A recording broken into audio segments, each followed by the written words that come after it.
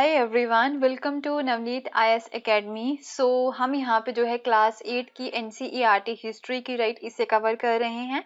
And इस book का name है आवर पास्ट पार्ट 3, जिसमें हम जो है मॉडर्न हिस्ट्री को कवर कर रहे हैं।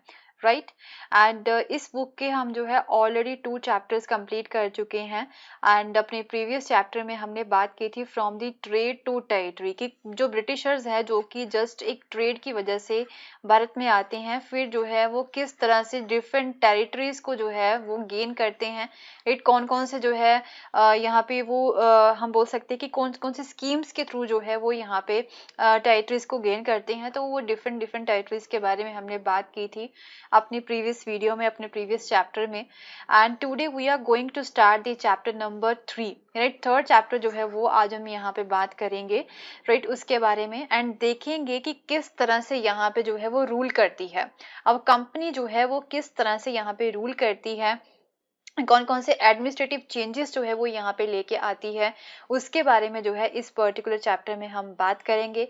तो ऑब्वियसली चैप्टर जो है थोड़ा सा वास्ट है एंड इसे भी मैं जो है 2-3 पार्ट्स में डिवाइड करूंगी, सो डैट आपके लिए जो है होच पोच ना हो, राइट। एंड आज जो है इस थर्ड चैप्टर का हम फर्स्ट पार्ट जो है वो कवर करेंगे।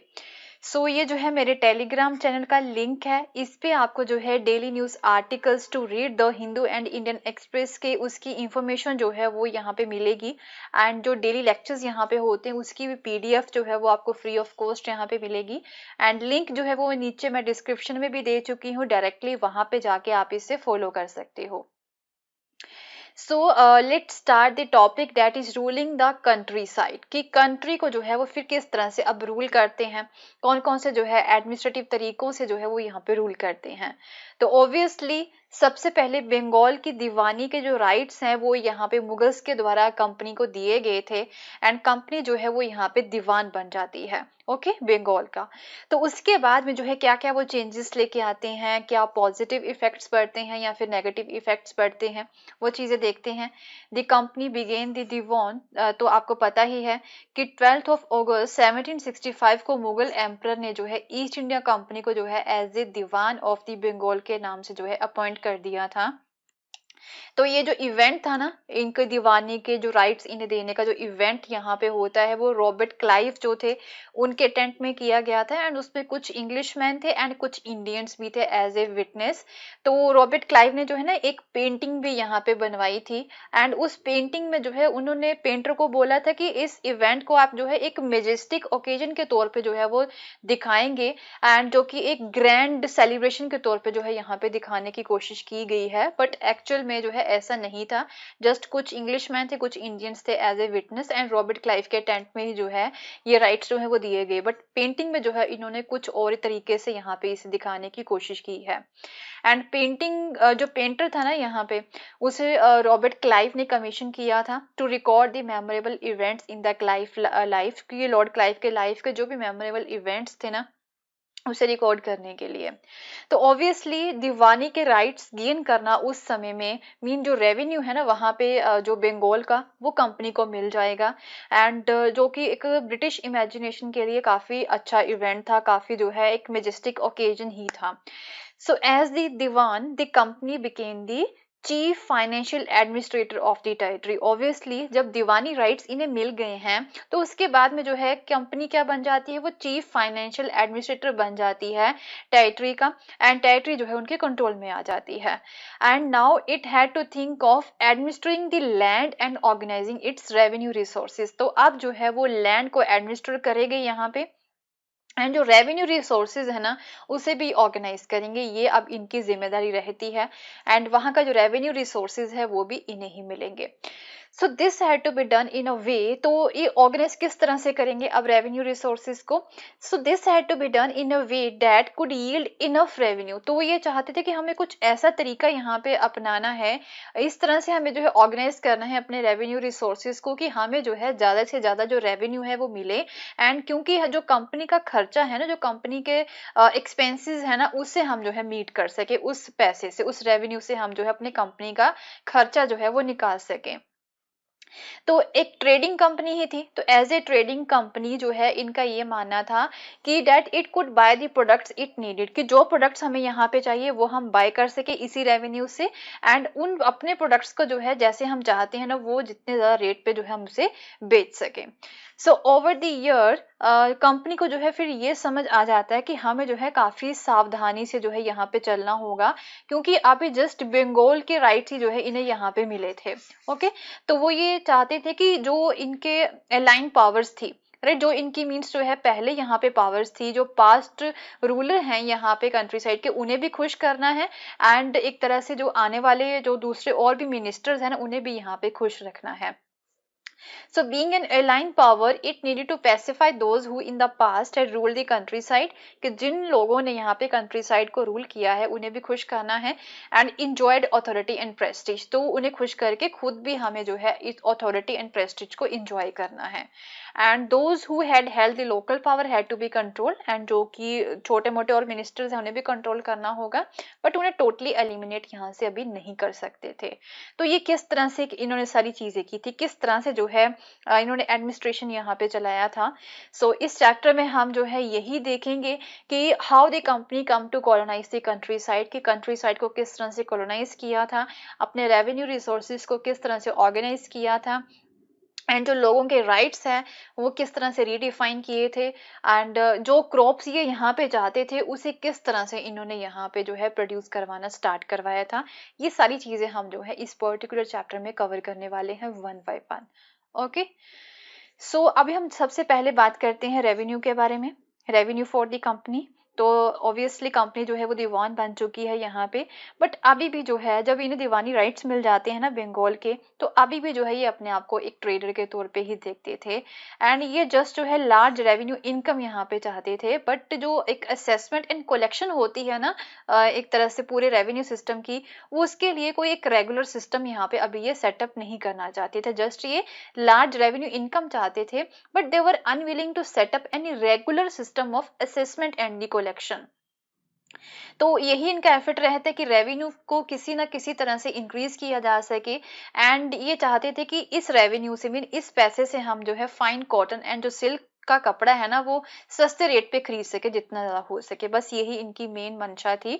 सो विद इन दी 5 ईयर जो the value of the goods bought by the company in Bengal doubled, right, तो जो चीजें यहाँ पे कंपनी ने खरीदी थी ना वो 5 साल में उनके जो रेट्स हैं ना वो डबल हो जाते हैं।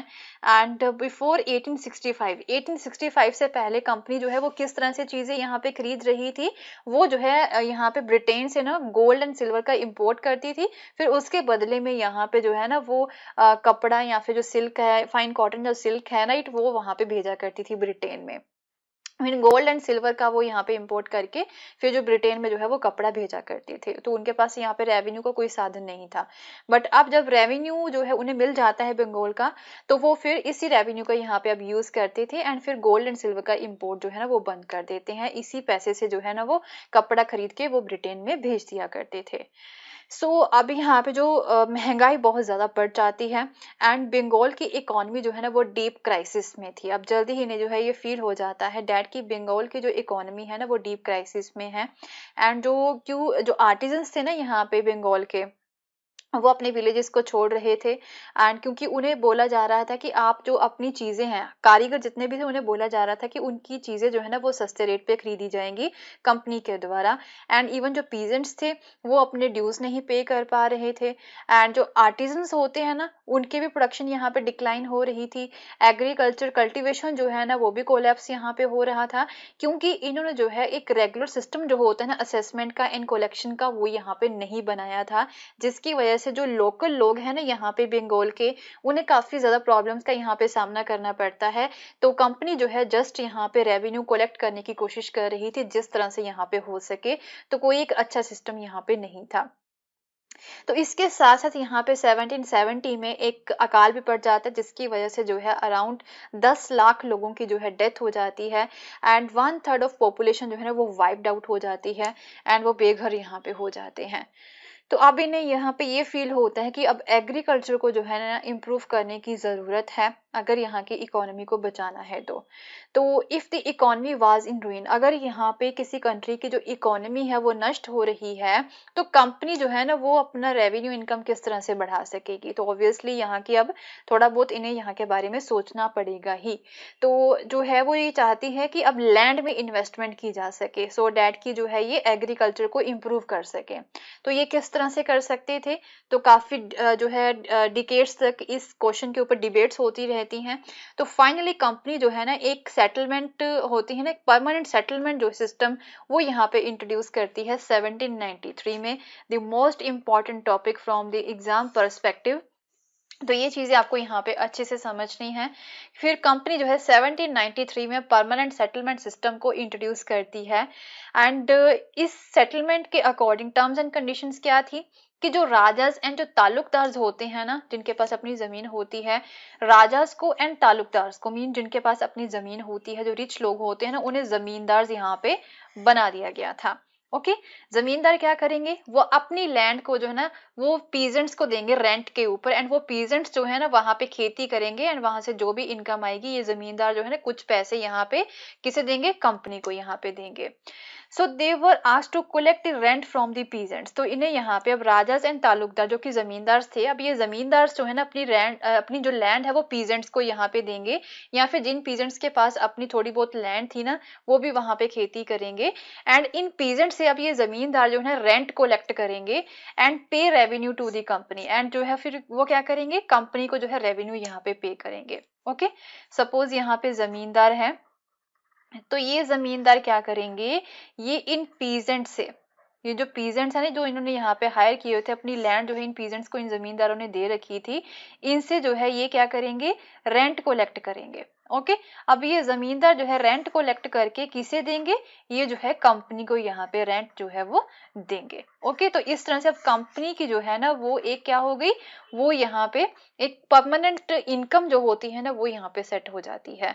तो फिर ये बोलते हैं कि परमानेंट सेटलमेंट के थ्रू जो जमींदार है ना वो अपनी लैंड जो पीजेंट्स को देंगे, एंड इसके थ्रू जो है वो एक तरह से उन्हें बोलेंगे कि वो अपनी लैंड में इन्वेस्टमेंट भी करे उसे इम्प्रूव करने के लिए। तो जमींदार जो है ना वो इनकरेज होंगे इस तरह से, क्योंकि वो पीजेंट से रेंट लेंगे, एंड जमींदार जो है ना वो यहाँ पे इनकरेज हो गए कि वो अपनी लैंड को थोड़ा सा इम्प्रूव भी करे, तो उसमें वो इन्वेस्टमेंट भी करेंगे, ऐसा इनका मानना था। So they were asked to collect the rent from the peasants and pay revenue to the company. And ये जो रेवेन्यू था ना जो कंपनी को पे करना था बाय दी जमींदार, उसे फिक्स कर दिया गया था परमानेंटली। परमानेंटली मतलब इसे जो है फ्यूचर में कभी भी बढ़ाया नहीं जाएगा। ओके ऐसा बोला गया था। सो ऐसा जो है फील किया जाता है that it ensure a regular flow of revenue into the company coffers and at the same time encourage the zamindar to invest in improving the land. तो ये सोचते हैं कंपनी वाले कि परमानेंट सेटलमेंट के थ्रू जो है वो एक रेगुलर फ्लो जो होता है ना रेवेन्यू का वो यहाँ पे एक सेट हो जाएगा। ओके एंड जो जमींदार हैं उन्हें यहाँ पे इंकरेज किया जा सके कि आप जो है अपनी लैंड को इम्प्रूव करने के लिए इन्वेस्टमेंट भी करें, क्योंकि वो रेंट यहाँ पे ले रहे हैं पीजेंट से, तो उनके पास भी तो पैसा यहाँ पे आएगा। Since the revenue demand of the state would not be increased, the zamindar would benefit from the increased production from the land। तो यहाँ पे ऐसा बोला गया था क्योंकि कि जैसे कि ये जो हम बोल सकते हैं रेवेन्यू जो जमींदार पे करेगा टू दी कंपनी वो तो फिक्स कर दिया गया था। ओके तो फिर किसी समय में यहाँ पे ऐसा भी हो सकता है कि उसकी लैंड के ऊपर जो प्रोडक्शन है वो ज्यादा हो रखी हो। ओके उससे तो यहाँ पे जो है फायदा ही होगा ना जमींदार को, तो इसकी वजह से जो है वो इनकरेज होगा कि मैं ज्यादा से ज्यादा यहाँ पे इन्वेस्टमेंट करूँ, क्योंकि मुझे तो यहाँ पे फिक्स्ड अमाउंट ही पे करनी है, तो उसके बाद में जो भी प्रॉफिट रहेगा ना यहाँ पे वो मेरा ही होगा, ऐसा यहाँ पे मानना था। तो परमानेंट सेटलमेंट के थ्रू जो कंपनी है ना वो एक तरह से लैंड्स को जो है इम्प्रूव करना चाहती थी, एग्रीकल्चर को इम्प्रूव यहाँ पे करना चाहती थी, वो इंकरेज करना चाहती थी जमींदार्स को कि वो यहाँ पे जो है इन्वेस्टमेंट करे लैंड में। एंड क्योंकि जो रेंट था वो तो फिक्स कर दिया गया था, जो रेवेन्यू था वो फिक्स कर दिया गया था, उसके बाद जो भी प्रॉफिट उसका होगा, जितना भी वो इन्वेस्टमेंट वहां पे करेगा वो सारा प्रॉफिट जो है जमींदार के पास ही जाएगा, ऐसा मानना था इनका। बट इसमें भी अब जो है प्रॉब्लम आ जाती है। ओके क्या प्रॉब्लम आ जाती है, जल्दी ही कंपनी के ऑफिशियल्स जो है ना वो ये डिस्कवर करते हैं that the zamindars were in fact not investing in the improvement of the land, क्योंकि जो जमींदार थे वो इन्वेस्ट करने में इंटरेस्टेड ही नहीं थे, वो इन्वेस्ट नहीं कर रहे थे। ओके, क्योंकि कंपनी तो यही चाहती थी ना वो यहाँ पे एग्रीकल्चर में या फिर अपनी लैंड में इन्वेस्ट करें, एंड बट वो इंकरेज करने के लिए ही तो उन्होंने यहाँ पे परमानेंट सेटलमेंट सिस्टम जो है वो बनाया था। बट जमींदार जो है वो इन्वेस्ट नहीं कर रहे थे। जो रेवेन्यू यहाँ पे फिक्स किया गया था ना वो इतना ज्यादा हाई था, यहाँ पे डेट जमींदार फाउंड इट डिफिकल्ट टू पे। जो यहाँ पे रेवेन्यू सेट कर दिया गया था ना, चाहे फिक्स कर दिया गया था, बट वो बहुत ज्यादा जो है हाई सेट किया गया था, जिसकी वजह से जमींदार के पास इतना पैसा नहीं बचता था इनिशियल स्टेज में ही कि वो जो है इन्वेस्ट करने के बारे में सोचे। जितना भी प्रॉफिट था वो सारा कंपनी के पास ही यहाँ पे जा रहा था। ओके, एंड जो पर्सन यहाँ पे रेवेन्यू नहीं दे पाता था, जो जमींदार यहाँ पे रेवेन्यू नहीं दे पाता था, उसकी जमींदारी जो है वो लॉस्ट हो जाती थी। तो इसी की वजह से जो है इसी तरीके से कई सारे जो जमींदार थे ना उनकी लैंड का ऑक्शन भी कर दिया गया था। And by the first decade of 19th century जो सिचुएशन थी ना वो टोटली चेंज हो जाती है। जो प्राइसेस थे मार्केट में वो काफी ज्यादा बढ़ जाते हैं, एंड कल्टीवेशन जो है वो स्लोली एक्सपेंड हो रही थी। कल्टीवेशन जो है वो बढ़ नहीं रही थी, बट मार्केट में प्राइसेस जो है वो यहाँ पे बढ़ते जा रहे थे, जितने भी फूड प्रोडक्ट्स हैं ना उनके। बट यहाँ पे जो मेन प्रोडक्शन थी वो यहाँ पे नहीं हो रही थी। So this mean an increase in the income of the जमींदार। तो ऑब्वियसली मार्केट के प्राइस जब रोज हो गए हैं, मीन जो प्रोडक्शन यहाँ पे हुई है ना, ओके, वो जो है उसकी वजह से जमींदार को तो वो जमींदार की इनकम तो बढ़ती जा रही थी, बट कंपनी का जो है कोई यहाँ पे गेन नहीं हो रहा था, क्योंकि कंपनी ने तो अपना रेवेन्यू जो है वो एक तरह से फिक्स कर दिया था। इनिशियल स्टेज में तो यहाँ पे जमींदारों जो थे ना जितने भी, उन्हें तो एक तरह से कोई फायदा नहीं होता है, बट धीरे धीरे जब यहाँ पे मार्केट में प्राइस बढ़ जाते हैं ना उनके प्रोडक्शन के लिए, तो फिर यहाँ पे जमींदार को फायदा होना स्टार्ट हो जाता है। फिर कंपनी ये फील करती है कि कंपनी को कोई फायदा नहीं हो रहा है। ओके, क्योंकि फिक्स्ड किया हुआ है उन्होंने परमानेंटली उसे ही। सो इवन देन द जमींदार did not have an interest in improving the land. But फिर भी चाहे यहाँ पे मार्केट में प्राइसेस बढ़ जाते हैं, जमींदारों की इनकम यहाँ पे बढ़ जाती है, बट फिर भी जो है वो लैंड में इम्प्रूवमेंट नहीं कर रहे थे, वो इंटरेस्ट नहीं दिखा रहे थे। क्योंकि कई जमींदारों की तो यहाँ पे अर्लियर ईयर्स जो थे ना परमानेंट सेटलमेंट के, उसमें तो उनकी लैंड जो है वो तो छीन गई थी पहले ही। यहाँ पे हम देख चुके हैं इनिशियल स्टेज में। Other now so the possibility of earning without the trouble and risk of investment. तो दूसरे यहाँ पे चाहते थे कि हम जो है इन्वेस्टमेंट किए बिना ही हम यहाँ पे जो है अर्न करें जितना ज्यादा हो सकता है। So as long as the zamindar could give out the land to the tenants and get rent, क्योंकि उन्हें पता था कि हम जो है अपनी लैंड को किसी पीजेंट को ही देंगे एंड उसे हम रेंट ही लेंगे, तो वो यहाँ पे जो है एक तरह से लैंड को इम्प्रूव करने के बारे में बिल्कुल भी नहीं सोचते हैं। And on the other hand जो कल्टीवेटर होते हैं, एक्चुअल में जो पीजेंट्स जहाँ पे काम कर रहे थे, जो रेंट देते हैं टू दी जमींदार्स, राइट, उनके लिए जो सिस्टम था ना वो ज्यादा ऑप्रेसिव था, क्योंकि उन्हें तो रेंट यहाँ पे देना पड़ता था टू दी जमींदार्स, एंड जमींदार जो है वो अपनी मर्जी से जितना मर्जी जो रेंट है ना वो पीजेंट से वो ले सकते थे। सो द रेंट ही पे टू द जमींदार जो है वो बहुत ज्यादा हाई रखा गया था, एंड उसका जो लैंड के ऊपर राइट था ना वो फिर भी इनसिक्योर था, तो उन्हें तो सबसे ज्यादा यहाँ पे दबाया जा रहा था, जो कि लोएस्ट लेवल पे पीजेंट्स थे। So to pay the rent he had to often take a loan from the money lender। तो उसकी जो है इतना ज्यादा जो रेंट यहाँ पे रखा गया था ना, वो उससे अपनी प्रोडक्शन से जो है ना उतना पैसा नहीं कमा पाता था इस रेंट को देने के लिए। दैट इज वाई जो है उन्हें मनी लेंडर के पास जाना पड़ता था, लोन लेना पड़ता था इस रेंट को देने के लिए। एंड जब कभी वो रेंट नहीं ले पाता था तो उसे जो है उस लैंड से भगा दिया जाता था, एंड जिस लैंड को उन्होंने फॉर द जनरेशन यहाँ पे कल्टीवेट किया है, राइट। तो ये यहाँ पे परमानेंट सेटलमेंट सिस्टम जो है, ऑल्दो एक तरह से जमीन को लैंड को इम्प्रूव करने के लिए इंट्रोड्यूस किया गया था, एंड यहाँ पे लैंड रेवेन्यू को फिक्स कर दिया गया था, सो डैट की जो जमींदार जो इनकरेज किया जा सके वो इन्वेस्टमेंट यहाँ पे करें जमीन में।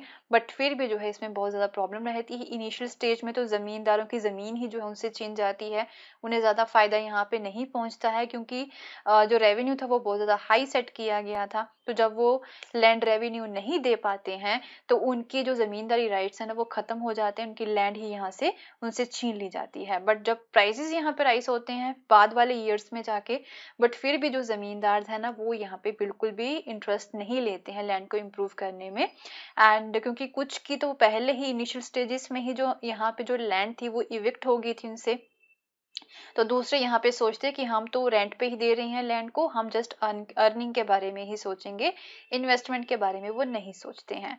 तो जो सबसे लोएस्ट लेवल पे जो पीजेंट्स होते हैं तो वो उनके लिए तो रेंट ही जमींदार्स ने बहुत ज्यादा हाई जो है वो फिक्स किया हुआ था, तो वो भी नहीं वो पे कर पाते हैं, राइट। तो ये प्रॉब्लम्स थी यहाँ पे परमानेंट सेटलमेंट में, एंड ये जो है आपके लिए बहुत ज्यादा इंपॉर्टेंट है from the prelims perspective and for the mains perspective also.